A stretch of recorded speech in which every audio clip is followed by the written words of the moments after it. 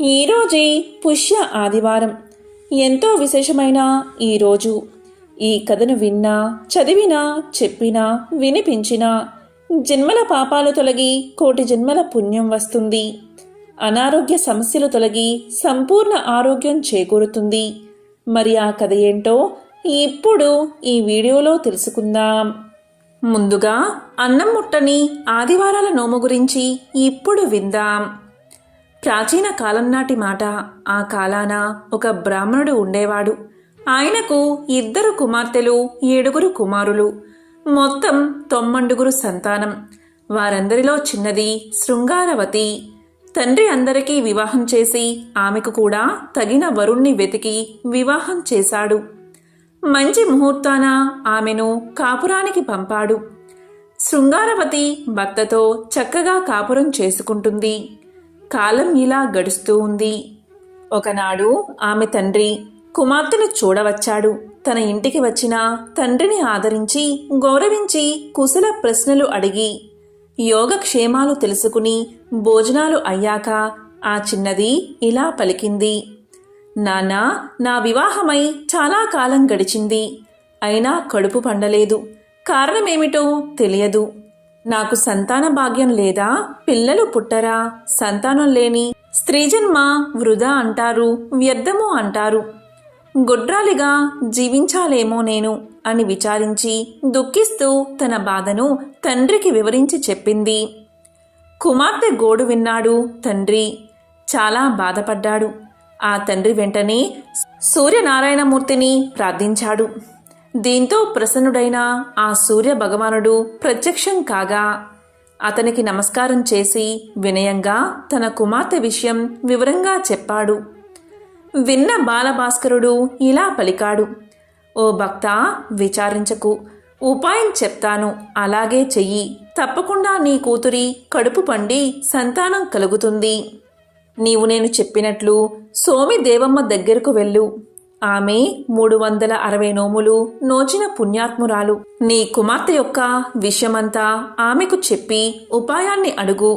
తప్పకుండా ఆమె నీకు ఉపాయం చెప్తుంది. అలా చెయ్యి అని చెప్పి సూర్యభగవానుడు అంతర్ధానమయ్యాడు.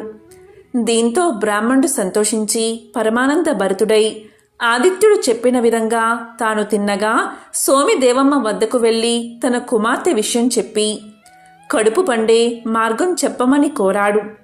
అంతా విన్నది సోమి దేవమ్మ. ఆమె కడు పుణ్యాత్మురాలు, ధన్యాత్మురాలు, ఉపకారి, మంచి చేసే స్వభావం కలది. అందుచేత ఆమె చేసిన పుణ్యఫలం నుంచి పూర్ణఫలం ధారపోసింది. వ్రత విధానాన్ని వివరంగా చెప్పింది. దీంతో బ్రాహ్మణుడు సంతోషించి ఇంటికి వెళ్ళి తన కుమార్తెను పిలిచి విషయమంతా వివరించి చెప్పి, అమ్మా, నీవు అన్నం ముట్టని ఆదివార వ్రతాన్ని ఆచరించు. దాంతో నీ కడుపు పండి సంతానం కలుగుతుంది అని కూతురికి తెలియచేశాడు. అంతా తండ్రి చెప్పిన ప్రకారం నోము నోచింది కూతురు. వ్రతఫలంగా ఆమె కడుపు పండింది. సంతానం కలిగినది. అభీష్టం నెరవేరినది. ఇదే అన్నం ముట్టని ఆదివారం నోము కదా. ఎంతో విశేషమైన ఈ కథను ఈ ఆదివారం రోజు విన్నా, చదివినా, చెప్పినా, వినిపించినా ఆ సూర్యనారాయణమూర్తి యొక్క సంపూర్ణ అనుగ్రహం మీకు కలుగుతుంది. ఇక ఆపదలేని ఆదివారపు నోము కథను ఇప్పుడు విందాం. పూర్వకాలం నాటి మాట. ఆ కాలాన ఒక బ్రాహ్మణుడు ఉండేవాడు. అతను బాగా ధనికుడు. సిరి సంపదలకు అతనుకు ఎటువంటి లోటు లేదు. సంతానానికి కూడా లోటు లేదు. చాలా మంచివాడు. స్వ పర భేదం లేకుండా అందరినీ ఆదుకునేవాడు. ఎవరికి ఏ ఆపద వచ్చినా ఆదుకునేవాడు. అందరికీ అందుబాటులో ఉండేవాడు. మంచి మనిషిని, మర్యాద గల బ్రాహ్మణుడని ప్రసిద్ధికెక్కాడు. మితిమీరిన దానాలు చేసేవాడు. ఎవరు ఏమైనా అడిగితే అది ఇచ్చేవాడు. లేదన్నదే లేదు ఆయన నోట. ఇలా కాలం గడుస్తుంది. కొంతకాలానికి అతడు నిరుపేదవాడయ్యాడు. సంపదలు హరించుకుపోయాయి. బాధలు ప్రారంభమయ్యాయి. సాయం అందిన వారే ముఖం చాటేశారు. ఎవరూ కూడా ఆ బ్రాహ్మణుణ్ణి ఆదుకోలేదు. అంతేకాదు, కీడు తలపెట్టారు కూడా. ఇబ్బందుల పాలు చేశారు. మంచికి మన్నన ఉండదు, మర్యాద ఉండదు. మంచివారికి వంచన తప్పదు. మోసం జరుగుతుంది, కుట్రలు జరుగుతాయి. అయినా ఎన్ని బాధలైనా సహించగలరు మంచివారు. కానీ మంచివారు మంచిగానే ఉండిపోతారు. పాపం ఒకనాడు ఆ బ్రాహ్మణుడు అష్ట ఐశ్వర్యాలతో తొలదిగినవాడు కడు పేదవాడయ్యాడు. ఒకసారి ఆ బ్రాహ్మణుడి భార్య కర్మసాక్షి అయిన సూర్య భగవానుణ్ణి, ఓ ప్రభు, ఏమిటి ఈ వింత? నా భర్త 10 మందికి పెట్టాడే కాని ఎవరి వద్ద ఏం తీసుకోలేదే. అటువంటి మాకు ఏమిటి ఈ పరీక్ష? ఎందుకు ఈ దరిద్రం? ఏమిటి పేదరికం? మా లోపమేమిటి స్వామి అని శోకించసాగింది. అంతా ఆమె అంతరాత్మ ఇలా పలికింది, అమ్మా, విచారించకు, బాధపడకు. కష్టాలు కలకాలం ఉండవు. నీవు ఒక వ్రతాన్ని ఆచరించు. ఆ వ్రతం ఏంటి అంటావా? అదే ఆపదలేని ఆదివారపు వ్రతం. ఆ నోము నోచి చూడు, తప్పక నీకు మరలా ఏ లోటు ఉండదు అని ప్రబోధించింది. ఆ ఇల్లాలు ఆ విషయం భర్తకు వివరించి చెప్పింది. భర్త తప్పక ఆ వ్రతం ఆచరించమని పలికాడు. అంతేకాదు, అందుకు కావలసిన పదార్థాలు సిద్ధం చేయించాడు. ఆ ఇల్లాలు స్నానం చేసి శుచై శుభ్రంగా చక్కెర పొంగలు తయారు చేసి అరటి ఆకునందు ఉంచి మంచి ఆవు నెయ్యి వేసి సూర్యభగవానుడికి నైవేద్యం పెట్టింది. కన్నె ముత్తైదువుకు వాయినం ఇచ్చింది. ఈ విధంగా క్రమం తప్పకుండా వరుసగా విధి విధానంగా 12 ఆదివారాలు వ్రతాన్ని ఆచరించింది. తరువాత 13వ ఆదివారాన 26 మంది ముత్తైదువులకు పసుపు, కుంకుమ, రవికల గుడ్డలు, దక్షిణ తాంబూలాలు ఇచ్చి ఒక ముత్తైదువుకు వాయినం ఇచ్చి ఉన్నంతలో కలిగినంతలో అందరికీ భోజనం పెట్టి సుఖంగా జీవించింది ఆ ఇల్లాలు. ఈ వ్రతకథను ఎవరైతే శ్రద్ధాభక్తులతో వింటారో వారికి ఇహమందు సుఖ సంతోషాలు, పరమందు మోక్షము సిద్ధిస్తాయి. ఇది ఋషులు చెప్పిన విషయం.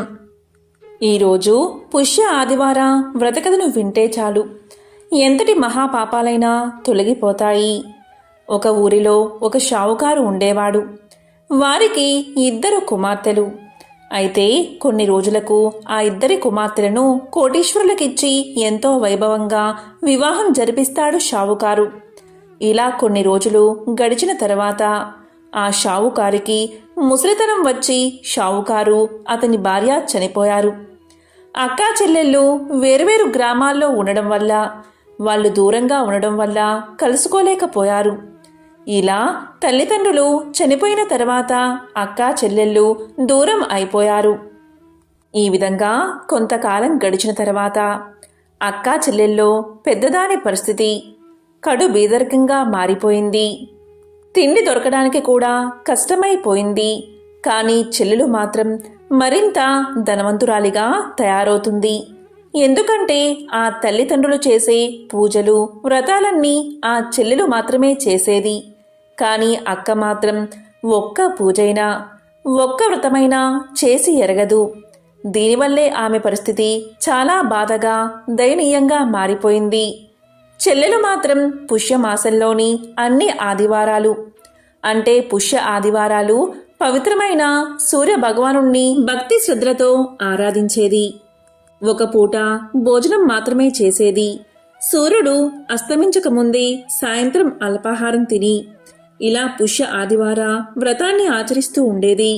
ఇలా చేయడం వల్ల ఆమె ఎంతో సంతోషంగా, ఆయురారోగ్యాలతో తన కుటుంబంతో సుఖంగా జీవించేది. కానీ అక్క మాత్రం పూజలు, వ్రతాలు ఆచరించకపోవడం వల్ల ఆమె పరిస్థితి చాలా పేదరికంగా మారిపోయింది. తినడానికి ఒక్క మెతుకు కూడా లభించలేనంత పరిస్థితి. ఇలా గడిచాక కొన్ని రోజులకు అక్కకు 4 కొడుకులు ఉన్నారు. వాళ్ళు తల్లితో ఇలా పలికారు, చూడమ్మా, మనకు తినడానికి తిండి కూడా లేదు కదా. మరి తాత, అమ్మమ్మలు చనిపోయాక మనకెవరైనా ఉన్నారా? నీకు తోబట్టువులు ఎవరైనా ఉన్నారా అని అడిగారు. అప్పుడు ఆమె ఇలా చెప్తుంది, అవును బాబు, మీకు పిన్ని ఉంది. కానీ ఆమె ఎక్కడ ఉందో ఆమె ఆచూకీ మాత్రం నాకు తెలియదు అని సమాధానం చెప్తుంది. దానికి పిల్లలు ఇలా పలుకుతారు, సరే అమ్మా, మేము పిన్ని ఆచూకీ కనుక్కుని పిన్నిని సహాయమర్థించి ఏదైనా కొంత ధనాన్ని తీసుకువస్తాం అని పలికారు. అప్పుడు ఆ కుమారుల్లో మొదటివాడు మొదటి ఆదివారం రోజు వాళ్ళ పిన్నిని వెతుక్కుంటూ బయలుదేరాడు. ఇలా వెళ్ళగా వెళ్ళగా కొన్ని రోజులకు అతనికి వాళ్ళ పిన్ని ఆచూకీ తెలుస్తుంది. అప్పుడు ఆ పిల్లవాడు పిన్ని దగ్గరకు చేరుకుని ఇలా పలుకుతాడు. చిన్నమ్మ, మా పరిస్థితి చాలా దారుణంగా ఉంది. కటిక పేదరికాన్ని అనుభవిస్తున్నాం. మాకు తినడానికి తిండి కూడా లేదు అని తమ కథనంతా తెలియచేశాడు. ఇక వెంటనే ఆమె బాబును దగ్గరకు తీసుకుని అతనికి స్నానం చేయించి కొత్త బట్టలు వేసి కడుపు నిండా భోజనం పెట్టి ఒక గుమ్మడికాయ తొలిపించి దాంట్లో నిండుగా వజ్రాలు బంగారం నిండుగా నింపి ఆ పిల్లవాడికి ఇచ్చి ఇలా చెప్తుంది. చూడు బాబు, దీన్ని తీసుకువెళ్ళి మీ అమ్మకు ఇవ్వు. దారిలో ఎక్కడా కూడా దీన్ని మర్చిపోకు, ఎవరికీ ఇవ్వకు, దీన్ని ఎక్కడా పెట్టకు అని చెప్పి పంపిస్తుంది. ఇక ఆ పిల్లవాడు సరే చిన్నమ్మ, వెళ్ళి వస్తాను అని చెప్పి ఆ గుమ్మడికాయ తీసుకుని తన నెత్తిమీద పెట్టుకుని వెళ్తూ ఉంటాడు. కొంత దూరం చేరుకున్నాక ఆ పిల్లవాడికి దాహం వేస్తుంది. ఇటు అటు చూడగా ఒక బావి కనిపిస్తుంది. ఇక బావి దగ్గరకు వచ్చి దాహం తీర్చుకుందామని ఆ గుమ్మడికాయను బావి మీద పెట్టి బావిలో నుంచి నీళ్లు చేద్దామని చూసేసరికి పైన ఆకాశంలో ఒక గద్ద తిరుగుతూ కనిపిస్తుంది. ఆ గద్ద ఆ గుమ్మడికాయను చూసి దాన్ని ఎత్తుకుపోతుంది. దాంతో పిల్లవాడు అయ్యో, నా గుమ్మడికాయ గద్ద ఎత్తుకుపోతుంది అని బోరున విలపిస్తాడు. అలా ఏడుస్తూ ఏడుస్తూ ఇంటికి చేరుకుంటాడు. ఇంటికి వచ్చాక జరిగిన విషయమంతా తల్లికి చెప్తాడు. అది విని వాళ్ళమ్మ ఇలా పలుకుతుంది. సరే నానా, మనకు చిన్నమ్మ ఆచూకీ అయితే తెలిసింది కదా. ఆ గుమ్మడికాయను గద్ద ఎత్తుకుపోతే మనం ఏం చేస్తాం? పోతే పోయిందిలే, బాధపడుకు అని కుమారుణ్ణి దగ్గరికి తీసుకుంది తల్లి. ఇలా కొన్ని రోజులకు మళ్ళీ పుష్యమాసం 2వ ఆదివారం వచ్చింది. ఆ 2వ ఆదివారం రోజున 2వ కుమారుడు ఇలా పలుకుతాడు. అమ్మా, మొదటి వారం అన్నయ్య వెళ్ళాడు కదా, నేను ఈ వారం పిన్ని దగ్గరకు వెళ్ళి కొంత ధనాన్ని తీసుకువస్తాను అని పలికాడు. దానికి తల్లి సరే బాబు, వెళ్ళిరా అని కుమారుణ్ణి పంపుతుంది. ఇక 2వ కుమారుడు వెళ్ళి వాళ్ళ చిన్నమ్మతో ఇలా పలుకుతాడు. చిన్నమ్మ, నేను మీ అక్కగారి 2వ కుమారుణ్ణి. మా పరిస్థితి ఏమీ అస్సలు బాగోలేదు అని జరిగిన విషయమంతా తెలియజేస్తాడు. అప్పుడు చిన్నమ్మ అవునా బాబు, ఎంత కష్టం వచ్చింది మీకు అని లోపలికి ఆ బాబును తీసుకువెళ్ళి అతనికి స్నానం చేయించి కొత్త బట్టలు వేసి కడుపు నిండా భోజనం పెట్టి ఒక కట్టెను తీసుకువస్తుంది. ఆ కట్టెలో వజ్రాలు బంగారాన్ని నింపి ఆ కట్టెను ఎవరికీ ఇవ్వవద్దని ఆ పిల్లవాడితో తెలియచేస్తుంది. దీన్ని నేరుగా మీ అమ్మకే ఇవ్వు అని ఆ పిల్లవాణ్ణి పంపిస్తుంది. ఆ పిల్లవాడు దారిలో వస్తూ ఉండగా మేకలు కాసేవాళ్ళు ఏం చేశారు అంటే ఆ కట్టే మాది అంటే కాదు మాది అని లాక్కుని పోయారు. ఇక ఆ పిల్లవాడు ఏడ్చుకుంటూ ఇంటికి చేరుకున్నాడు. ఇంటికి చేరిన తర్వాత జరిగిన విషయమంతా అమ్మకు చెప్పి బోరున విలపిస్తాడు. ఇక తల్లి ఇలా పలుకుతుంది. పోనీలే బాబు, బాధపడకు, మనకు అదృష్టం లేదులే అని పలుకుతుంది. దాంతో ఆ రోజంతా అందరూ ఉపవాసం ఉన్నారు. ఇంకా కొన్ని రోజులు గడిచాక 3వ పుష్య ఆదివారం వచ్చింది. ఇక ఈరోజు 3వ పిల్లవాడు వచ్చి తల్లితో ఇలా పలుకుతాడు. అమ్మా, ఈసారి నేను వెళ్తాను.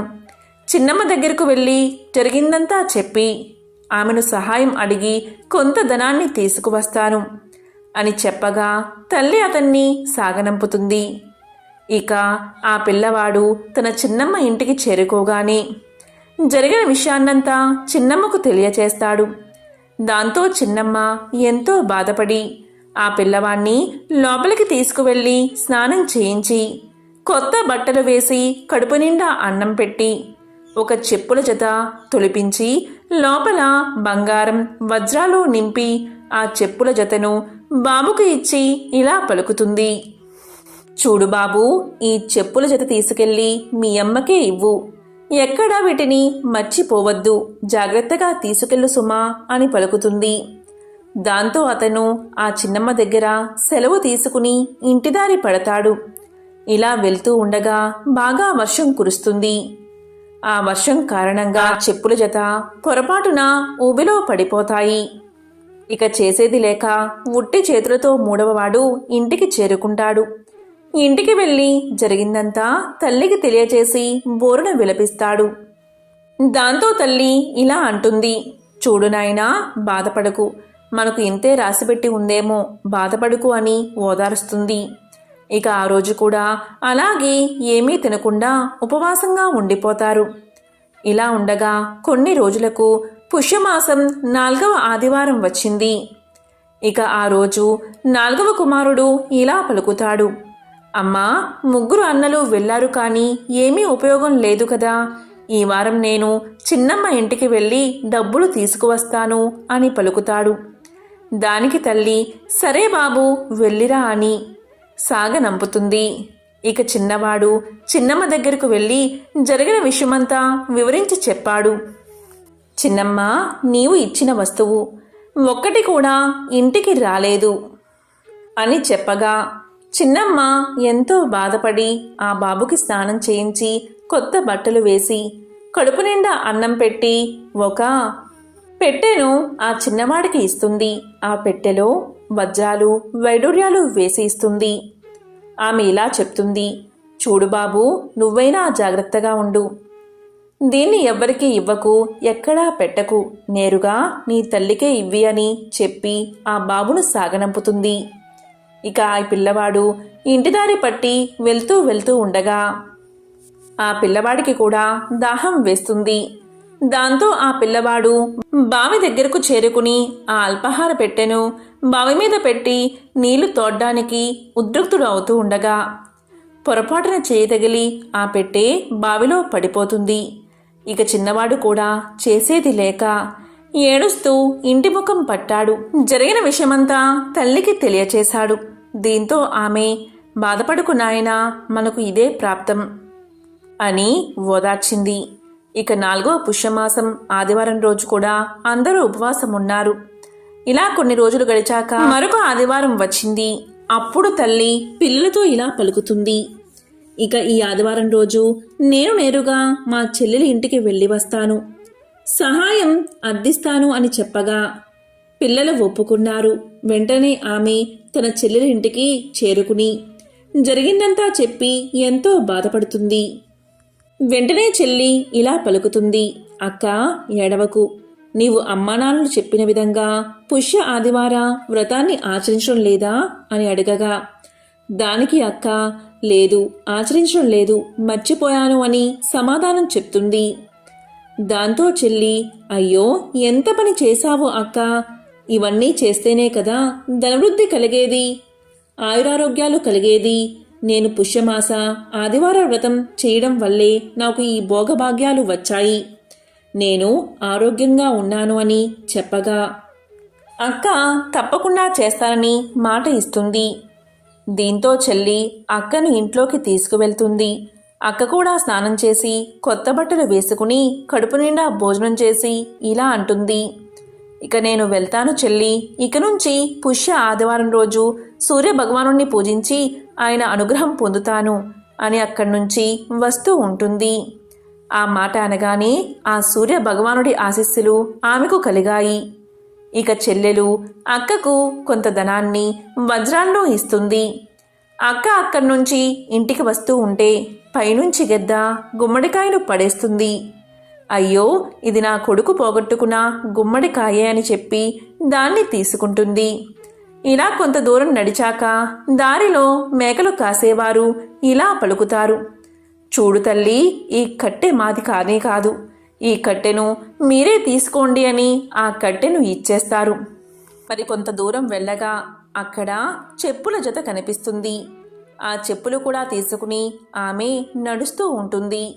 ఇక దారిలో బావి దగ్గర నీళ్లు బాగా పైకి వచ్చి అల్పాహారపు పెట్టే పైకి తేలుతుంది. ఇక దాన్ని కూడా తీసుకుని ఆమె ఇంటికి చేరుకుంటుంది. ఇంటికి వచ్చి అన్నీ తెరిచి చూడగా అన్నిటిలో కూడా వజ్రాలు వైడూర్యాలు ఉంటాయి. అవన్నీ తీసుకుని వారు మంచి ఇల్లు కట్టుకుని నిత్యము ఆ సూర్య భగవానుణ్ణి పూజిస్తూ అందరూ సంతోషంగా జీవించారు. భోగభాగ్యాలతో వర్ధిల్లారు. ఎవరైతే ఈ వ్రతకథను వింటారో లేక చదువుతారో వారికి సంపూర్ణ ఆయురారోగ్యాలు కలుగుతాయి, సకల శుభాలు కలుగుతాయి. ఎవరైతే ఈ కథను వింటారో అటువంటి వారికి అనారోగ్య సమస్యలు తొలగి సంపూర్ణ ఆరోగ్యం చేకూరుతుంది. మరి ఆ కథ ఏంటో ఇప్పుడు తెలుసుకుందాం. పూర్వకాలంలో రాజు కూతురు, ప్రధాని కూతురు తరగని సూర్య భగవానుడి నోము పట్టారు. ప్రధాని కూతురు సంవత్సరం పొడుగునా ప్రతి ఆదివారం తరిగిన కూర తినకుండా ఉంటూ భక్తి శ్రద్ధలతో 13 కొబ్బరికాయలు, 13 రూపాయలు చీరా జాకెట్టు ముత్తైదువులకు వాయనం ఇచ్చేది. అందువల్ల ఆమెకు ఇంటిలో ధనధాన్యాలతో తులతూగుతూ ఉండేది. ఇక రాజుకూతురు తరిగినంత మాత్రాన ఏమవుతుందిలే అని ఏడాది పొడవునా కూరలు తరుగుతూ తరిగినవే తింటూ నోము పట్టింది. భక్తి లేక నియమాలు లేక నోమును ఆచరించింది. అందువల్ల రాజు కూతురుకు పుట్టిన పిల్లలందరూ చనిపోయారు. అంతేకాదు రాజు కూతురు, ప్రధాని కూతురు అష్ట ఐశ్వర్యాలతో ఉండడం చూడలేకపోయింది. దీంతో రాజు కూతురు ఏం చేసింది అంటే, ఒకరోజు ప్రధాని కూతురు పిల్లలందరినీ తన ఇంటికి రప్పించి వారి తలన్నీ కోసి పెట్టెలో పెట్టి ప్రధాని కూతురు ఇంటికి పంపించింది. ఇక్కడ రాజకూతురు ఇంత క్రూరమైన పని చెయ్యగా పార్వతీదేవి ప్రధాని కూతురు ఇంట్లో సరిగ్గా ఆమె పిల్లలందరూ ఉన్నారు. అలాంటి వారిని ఉంచి వెళ్ళింది పార్వతీదేవి. రాజకూతురు పంపిన పెట్టె ప్రధాన కూతురింటికి వచ్చి దాన్ని తీసి అందులో చూడగా తన పిల్లలు ఆడుతూ పాడుతూ బయటకు వచ్చారు. ఇక పార్వతీదేవి ఇచ్చిన పిల్లల్ని చూసుకుని ప్రధాని కూతురు ఎంతో సంతోషించింది. ఇక రాజకూతురు ప్రధాని కూతురు ఇంట్లో ఏం జరుగుతుందో తెలుసుకోవాలని తన దాసిని పంపించింది. దాసి అక్కడికి వెళ్లి వచ్చి ఇలా పలికింది, అమ్మా, ప్రధాని కూతురు గంపెడు పిల్లలతో హాయిగా ఉంది అని చెప్పింది. అది విన్నా రాజకుమార్తె ఎంతో బాధపడింది. పార్వతీదేవి గురించి తపస్సు చేసింది. అప్పుడు పార్వతీదేవి ప్రత్యక్షమై ఇలా పలికింది, రాజకుమారి, నీవు నోము నియమాన్ని తప్పావు, అందుకే ఇలా ఉన్నావు. భక్తి శ్రద్ధలతో ఇప్పుడు నోమును ఆచరించు అని తెలియజేసింది. అప్పుడు ఆ రాజకుమార్తె ఆ సంవత్సరం 5 కేజీల బియ్యం, అదేవిధంగా చలిమిడి, పసుపు, కుంకుమ 5 ముత్తైదువులకు వాయనమిచ్చి అక్షింతలు తలపై వేసుకుంది. ఆ వ్రతాన్ని చేయగా రాజకుమార్తె ధన ధాన్యాది బిడ్డలతో హాయిగా జీవితం సాగించింది. ఎవరైతే ఈ నోము కథను వింటారో లేక చదువుతారో వారి జన్మల పాపాలు తొలగి 1,000,000 జన్మల పుణ్యం వస్తుంది. ఆ సూర్యనారాయణమూర్తి యొక్క సంపూర్ణ అనుగ్రహం కలుగుతుంది. మార్గశిర మంగళవారం సందర్భంగా గౌరీదేవికి సంబంధించిన అంటే పార్వతీదేవికి సంబంధించిన ఒక విశేషమైన కథను ఇప్పుడు తెలుసుకుందాం. ఒకసారి పరమేశ్వరుడు పార్వతీదేవితో కలిసి ఆకాశ మార్గంలో హరిద్వార్లో సంచరిస్తున్నాడు. అప్పుడు పార్వతీదేవి అలా కిందకు చూసేసరికి కోటాను కోట్ల జనం గంగానదిలో స్నానం చేస్తూ హరహర గంగే, హరహర గంగే అంటూ వెళ్తున్నారు. ఆ విధంగా వారు గంగానదిలో స్నానం చేసి వెళ్తున్నా కూడా వారు ఆనందంగా లేరు, దుఃఖంగా బాధగా కనిపిస్తున్నారు. అప్పుడు పార్వతీదేవి ఆశ్చర్యంతో పరమేశ్వరుని ఇలా అడిగింది, నాదా, గంగానదిలో స్నానం చేసినట్లయితే సమస్త పాపాలు తొలగిపోతాయని పెద్దలు చెప్తారు కదా, మరి వీళ్ళు స్నానాలు చేసినా కూడా దోషాలు ఎందుకు వీరికి పోలేదు? మరి గంగానదిలో అంత శక్తి లేదా అని అడిగింది. అప్పుడు పరమేశ్వరుడు ఇలా పలికాడు, చూడు పార్వతి, గంగానదిలో ఇప్పటికి కూడా శక్తి అలాగే ఉంది. కానీ మనుషులందరూ నిజమైన గంగా స్నానమే చేయడం లేదు. అలా వారు చేయకపోతే వారికి మంచి ఎలా జరుగుతుంది అని పలికాడు పరమేశ్వరుడు. ఇక పార్వతీదేవి ఆశ్చర్యంతో ఇలా పలికింది, ఏమిటి స్వామి, వాళ్ళు స్నానమే చేయలేదా?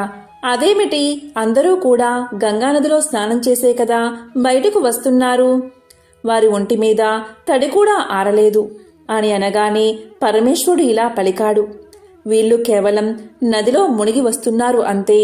నేను రేపు నీకు ఒక రహస్యాన్ని చెప్తాను అని పలకగానే పార్వతీదేవి సరే అంటుంది. ఇక మరుసటి రోజు చాలా జోరుగా వాన కురుస్తుంది. 4 వైపులా కూడా వర్షం నీటితో మునిగిపోయి ఉంది. చాలా చోట్ల గుంతలు పడిపోయి ఉన్నాయి. ఇక పరమేశ్వరుడు తన లీలతో కావాలనే ఒక వృద్ధుడిగా మారాడు. పరమేశ్వరుడు కావాలనే వెళ్లి ఒక గోతిలో పడిపోయాడు. పరమేశ్వరుడు అలా పడగానే మనుషులు చూస్తూ ఉన్నారే కాని కనీసం ఎవరు కూడా తీయడానికి ప్రయత్నించడం లేదు. పరమేశ్వరుడు ముందుగానే పార్వతీదేవికి ఇలా చెప్పాడు. ఆ గుయ్యి దగ్గరే పార్వతీదేవిని కూడా సాధారణ స్త్రీ రూపంలో కూర్చోబెట్టి, నీవు గట్టిగా అరుస్తూ ఉండు. నా వృద్ధుడైన భర్త ఆ గోతిలో పడిపోయాడు. ఎవరైనా పుణ్యాత్ములు ఉంటే నా భర్తను బయటకు తీయండి. నేను అసహాయ స్థితిలో ఉన్నాను, సహాయం చెయ్యండి అని గట్టిగా అరిచి, ఎవరైనా దగ్గరకు వస్తే వారితో ఇలా చెప్పు, నా భర్త ఎప్పుడూ ఎటువంటి పాపాలు చేయలేదు. నా భర్త మీద చెయ్యి వేసేవారు ఎటువంటి పాపాలు కూడా చేసి ఉండకూడదు. అటువంటి వారే నా భర్త మీద చెయ్యి వేయాలి. లేదంటే ఎవరైతే నా భర్త మీద చెయ్యి వేస్తారో వారు భస్మం అయిపోతారు అని చెప్పాడు. దానికి పార్వతీదేవి సరే అని చెప్పి అక్కడే కూర్చుని ఉంది. పార్వతీదేవి అక్కడే కూర్చుని పరమేశ్వరుడు చెప్పిన విధంగా గంగా నదిలోకి వెళ్లే వారికి వచ్చేవారికి కూడా పరమేశ్వరుడు చెప్పిన మాటలే చెప్తూ ఉంది. గంగానదిలో స్నానం చేసి గుంపులు గుంపులుగా జనం వస్తున్నారు. పైగా అవి గంగానది పుష్కరాలు కావడంతో అక్కడ ఇసుక వేసిన రాలనంత జనమున్నారు. సుందరమైన స్త్రీ అక్కడ కూర్చుని ఉండడం చూసి చాలామంది మనసులో చాలా దుష్టమైన ఆలోచనలు కూడా వస్తున్నాయి. చాలామంది అయితే పార్వతీదేవితో ఇలా కూడా చెప్పారు, ఆ ముసలివాడిని చనిపోనివ్వు, ఎందుకు ఆ ముసలివాడి కోసం ఏడుస్తున్నావు అన్నారు. ఇంతలో ఒకతను అక్కడికి వచ్చి, ఏమిటి, నీ భర్తను బయటకు తీయాలా అని అడిగాడు. అవును అని ఆమె చెప్పేసరికి అతను ఆ ముసలివాడిని ముట్టుకోపోయేసరికి పార్వతీదేవి ఇలా పలుకుతుంది, చూడండి, మీరు జీవితంలో ఎటువంటి పాపాలు చేయకుండా ఉంటేనే నా భర్తను ముట్టుకోండి.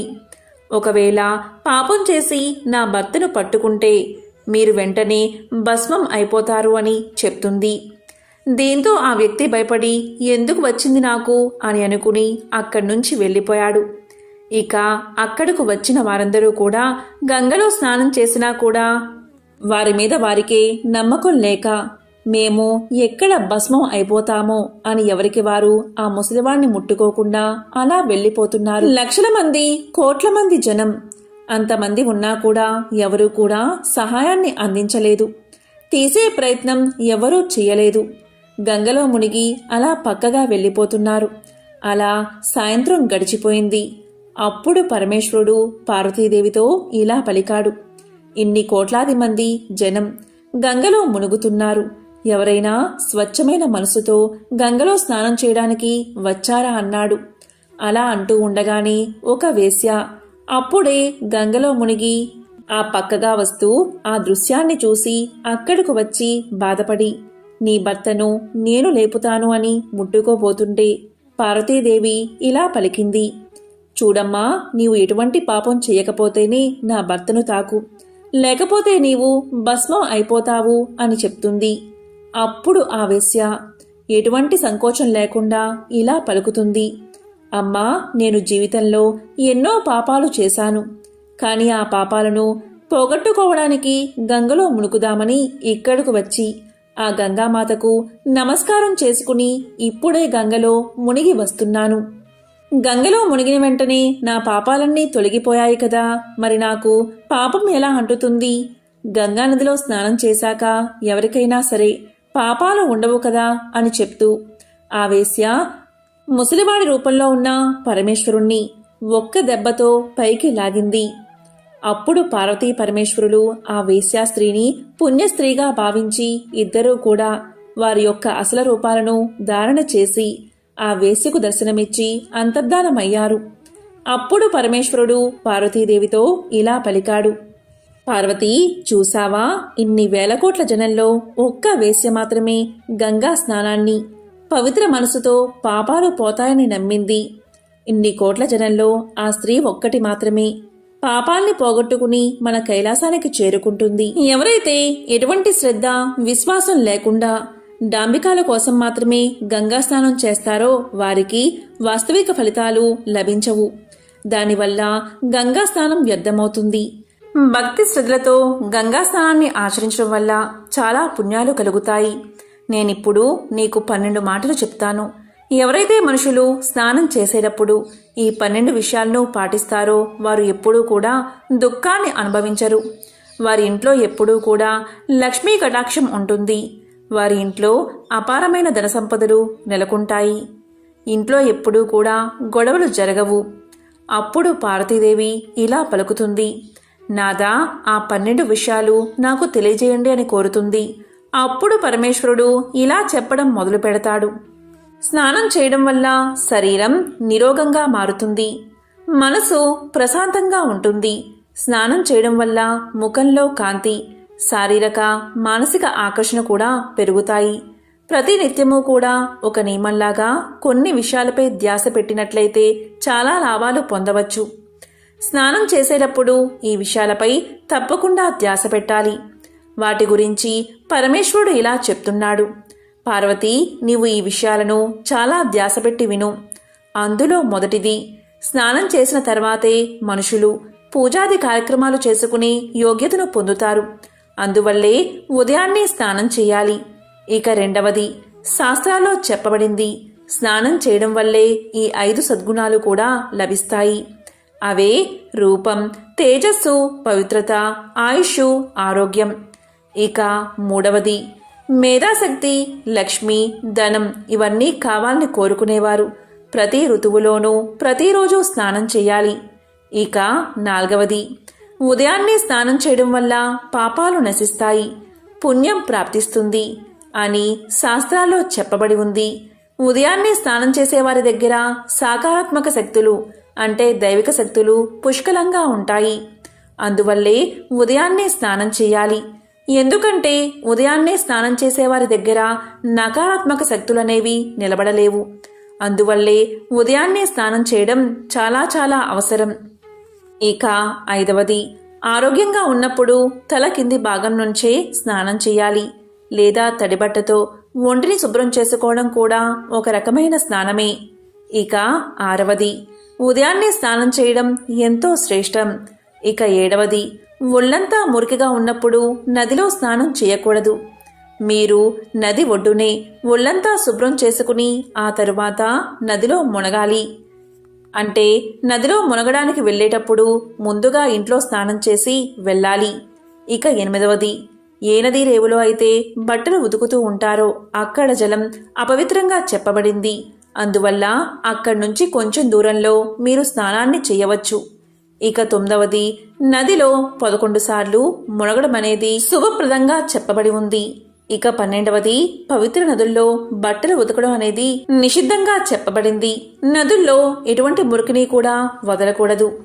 ఇక గంగాదేవి ఇలా తెలియచేసింది, గంగా నదిలో స్నానం చేయలేని వారు మీరు ఎక్కడ స్నానం చేస్తున్నా కూడా నా నామస్మరణ చేస్తే చాలు, నేను ఆ జలంలోకి ప్రవేశిస్తాను అని గంగాదేవి తెలియచేసింది. ఇంకా పరమేశ్వరుడు ఇలా చెప్తున్నాడు, పార్వతి నేను చెప్పేది ఇంకా శ్రద్ధగా విను. స్త్రీలు నగ్నంగా స్నానం చేయకూడదు. మన పౌరాణిక కథల ఆధారంగా చూస్తే శ్రీకృష్ణుడితో సంబంధాన్ని కలిగి ఉంటుంది. పౌరాణిక కథల అనుసారం ఒకసారి గోపికలు సరోవరంలో స్నానం చేస్తూ ఉండగా వారు నగ్నంగా ఉన్నారు. ఆ సమయంలో శ్రీకృష్ణుడు వారందరి వస్త్రాల్లో కూడా అపహరించాడు. అప్పుడు గోపికలు వారి వారి వస్త్రాలు తిరిగి ఇవ్వమని ప్రార్థించారు. అప్పుడు శ్రీకృష్ణుడు ఇలా తెలియచేశాడు, ఎప్పుడూ కూడా ఎక్కడా కూడా నగ్నంగా స్నానం చేయకూడదు. దానివల్ల జలం యొక్క దేవుడైన వరుణుడిని అవమానించడమే అవుతుంది. అందువల్ల నగ్నంగా స్నానం చేయకూడదని సలహాలు ఇచ్చాడు శ్రీకృష్ణుడు. శారీరకంగా మానసికంగా అనేక సమస్యలు వస్తాయి. కాబట్టి స్త్రీలు స్నానాన్ని ఆచరించేటప్పుడు ఏదో ఒక వస్త్రాన్ని ధరించాలి. వస్త్రం లేకుండా మాత్రం స్నానం చేయకూడదు. వస్త్రం లేకుండా స్నానాన్ని చేయడం వల్ల ఒంట్లోని సకారాత్మక శక్తులు ఏవైతే ఉంటాయో అవన్నీ బయటకు వెళ్ళిపోతాయి. దాని ప్రభావం శరీరంతో పాటు మనసు మీద, మెదడు మీద కూడా పడుతుంది.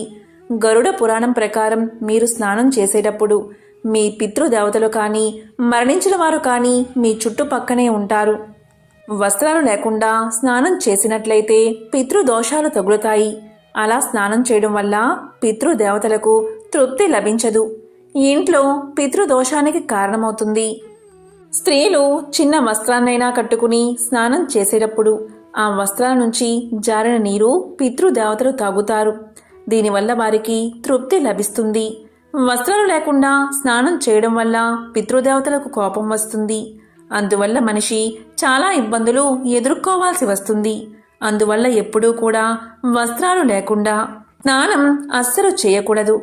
పురాణాల ప్రకారం స్నానం చేయబడిన నీరు పితృదేవతలకే సమర్పించబడుతుంది. వస్త్రాలు లేకుండా స్నానం చేయడం వల్ల పితృదేవతలు సంతోషించరు. అంటే లక్ష్మీదేవికి కోపం వచ్చి దారిద్రాన్ని కలిగిస్తుంది. ఈ కారణం వల్లే శాస్త్రాల్లో కూడా వస్త్రం కట్టుకుని స్నానం చేయమని చెప్పారు.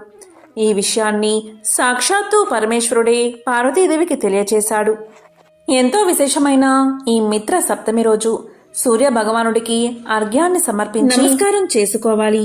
ఆదిత్య మంత్రాన్ని జపిస్తే ఆ వ్యక్తులకు వారి జీవితంలో గ్రహపీడలు తొలగి సంతోషం, సౌభాగ్యం, కీర్తి ప్రతిష్టలు కలుగుతాయి.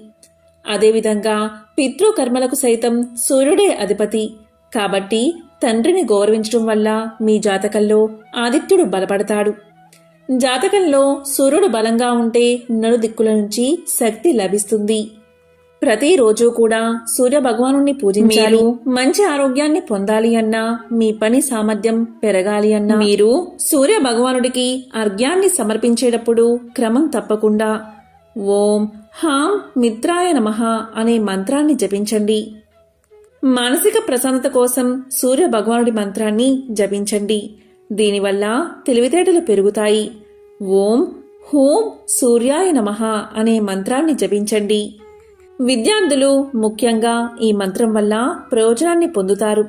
దీని జపం వల్ల శారీరక, మేధో మరియు మానసిక శక్తులు వృద్ధి చెందుతాయి. ఆ మంత్రం ఏంటి అంటే ఓం హ్రీం హిరణ్య గర్భాయ నమః. ఓం హ్రీం హిరణ్య గర్భాయ నమః. ఎవరైతే ఈ మంత్రాన్ని పఠిస్తారో అంటే ఓం ఆదిత్యాయ నమః అనే మంత్రాన్ని పఠిస్తారో వారికి తెలివితేటలు పెరుగుతాయి. ఆర్థిక సమస్యలు తొలగిపోతాయి. ఎవరైతే ఓం సావిత్రే నమః అనే మంత్రాన్ని పఠిస్తారో అలాంటి వ్యక్తులకు సమాజంలో గౌరవం పెరుగుతుంది. దీనితో పాటు సూర్యుడి ప్రత్యేక అనుగ్రహం కలుగుతుంది. ఎవరైతే ఓం భాస్కరాయ నమః, ఓం భాస్కరాయ నమః అనే మంత్రాన్ని పఠిస్తారో వారు శరీరం లోపల మరియు బాహ్యంగా శుభ్రపడతారు. మనసు కూడా ఎంతో సంతోషంగా ఉంటుంది. కాబట్టి ఎంతో పవిత్రమైన, విశేషమైన ఈ కథలను విని ఈ మంత్రాలను జపించడం వల్ల ఆ సూర్య భగవానుడి యొక్క పరిపూర్ణ అనుగ్రహం మీకు కలుగుతుంది. అనారోగ్య సమస్యలు తొలగి సంపూర్ణ ఆరోగ్యం చేకూరుతుంది. ఓం ఆదిత్యాయ నమో నమః. ఓం భాస్కరాయ నమః.